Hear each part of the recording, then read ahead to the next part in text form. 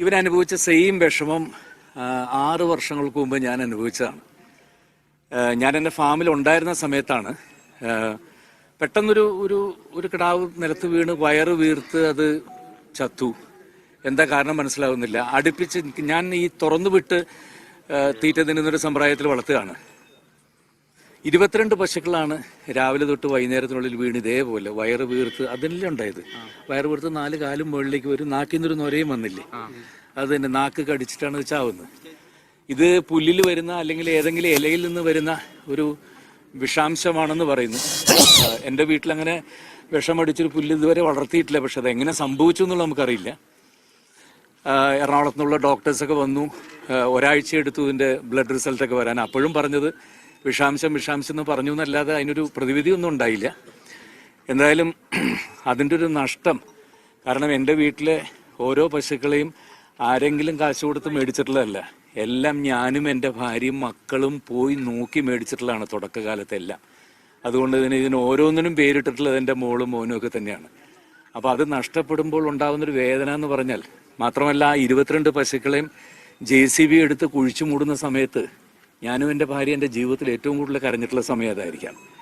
അപ്പോൾ ഈ 2 മക്കളുടെ കാര്യം അതാണ്. ഇന്നലെ തൊട്ട് അത് തന്നെയാണ് ഞങ്ങൾ പറഞ്ഞുകൊണ്ടിരിക്കുന്നത്. ഇന്ന് രാവിലെ പത്രം തുറന്നപ്പോൾ സഹിക്കാൻ പറ്റിയില്ല അങ്ങോട്ട്. അപ്പം തന്നെ എൻ്റെ ഒരു സിനിമയുടെ ഒരു ഓഡിയോ ലോഞ്ച്, ട്രെയിലർ ലോഞ്ചും നാളെ നടക്കുന്നുണ്ടായിരുന്നു, എബ്രഹാം മോസ്ലർ എന്ന് പറഞ്ഞ സിനിമയുടെ. അപ്പോൾ പെട്ടെന്ന് അത് ലോഞ്ച് ചെയ്യാനിരുന്നത് പൃഥ്വിരാജാണ്. ഞാൻ രാവിലെ തന്നെ പൃഥ്വിരാജിനെ വിളിച്ചു. നിർമ്മാതാവിനെ വിളിച്ചു, സംവിധായകനായിട്ടുള്ള മിഥുൻ മാനുവലിനെ വിളിച്ചു, ഓൺലൈൻ ചെയ്യായിരുന്ന മഹേഷ് ബാബുവിനെ വിളിച്ചു. എല്ലാവരും കൂടി വിളിച്ചപ്പോഴത്തേക്കും നാളെ ഈ ഫംഗ്ഷൻ നടത്താതിരുന്നാൽ, ഭക്ഷണം വേണ്ട വെച്ചാൽ ഈ ഫംഗ്ഷൻ വേണ്ടാന്ന് വെച്ചാൽ ഏകദേശം ഒരു 5 ലക്ഷം രൂപയോളം നമുക്ക് മാറ്റി വയ്ക്കാൻ പറ്റും. ഈ കുഞ്ഞുങ്ങൾക്കൊരു 10 പശുവിനെങ്കിലും മേടിക്കാൻ സാധിച്ചാൽ അതൊന്ന് കൈമാറാൻ വേണ്ടിയിട്ടും ഇവർക്ക് ആ ഒരു നേരിട്ട് വന്ന് സമാധാനിപ്പിക്കാൻ, കാരണം ഞാൻ അനുഭവിച്ച വേദനയാണ്, അതുകൊണ്ടാണ് നേരിട്ട് ഇങ്ങോട്ട് എത്തിയത്. എല്ലാം ക്ലിയർ ആവും, നോക്കിക്കോളൂ. ഇവിടെ തന്നെ ഒരു 100 പശുക്കളെ വളർത്താനുള്ള തൊഴുത്ത് ദൈവം ഉണ്ടാക്കി തരുന്നു നോക്കിക്കോ, ഉറപ്പായിട്ട്. ആഗ്രഹമില്ല അങ്ങനെ. ഇത് കുട്ടികളാണ്, ഈ 3 കുട്ടികളാണ് നോക്കി നടത്തുന്നതും.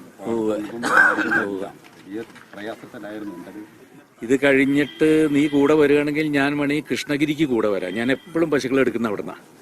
കൃഷ്ണഗിരി പോയി കഴിഞ്ഞാൽ നല്ല HF തന്നെ ഏകദേശം ഇവിടെ നമുക്ക് HF ഒരു 70,000 രൂപ വരുന്ന സാധനം ഞാൻ നിനക്ക് അവിടെ നിന്ന് ഒരു 40 രൂപ 35 രൂപയ്ക്ക് മേടിച്ചു തരാം.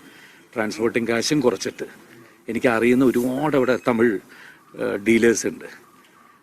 അപ്പോൾ അത് ഫുൾ HF എടുക്കണ്ട. ഫുൾ HF എടുത്തു കഴിഞ്ഞാൽ ഇവിടുത്തെ ഒന്ന് കാലാവസ്ഥയിൽ കുറച്ച് ഇതാവും.